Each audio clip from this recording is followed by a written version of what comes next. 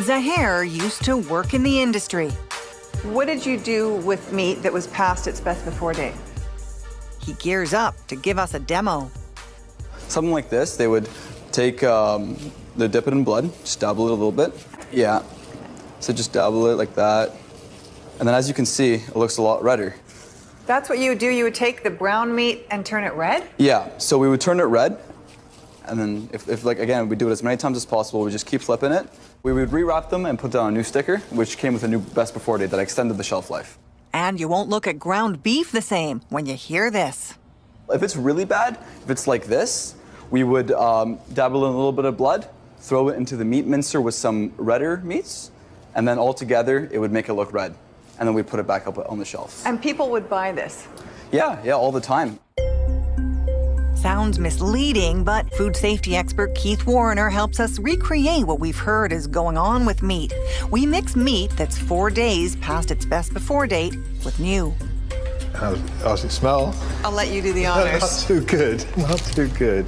Turn it on. So how's this new blend look? Looks totally fresh, it's well disguised. Yeah, that looks good. But could it be bad for you? We send it off for testing. I'm curious how it tested.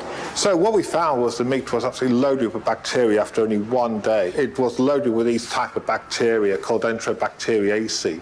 And what they do is that these can break down the meat proteins to make something called biogenic amines, which are toxic chemicals, which can cause asthma, mood changes, all sorts. People who bought that meat wouldn't know that it was spoiled because it'd been mixed up with the good-looking meat. Exactly, it was deception at its worst, isn't it? Totally unethical. And in this case, I think it goes beyond ethics, doesn't it? It goes to safety and things like that.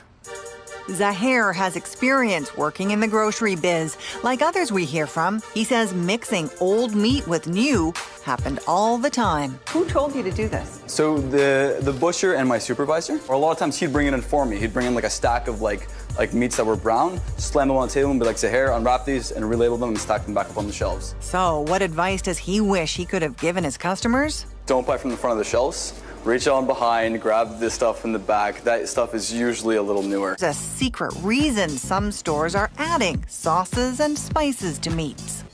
We've got some marinated drumsticks here. Why is stuff marinated?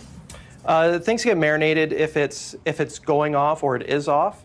They will marinate it to hide the odor, and if there are any dark spots or whatever, to mask that and then put it out for sale. And things that are marinated actually sell for more.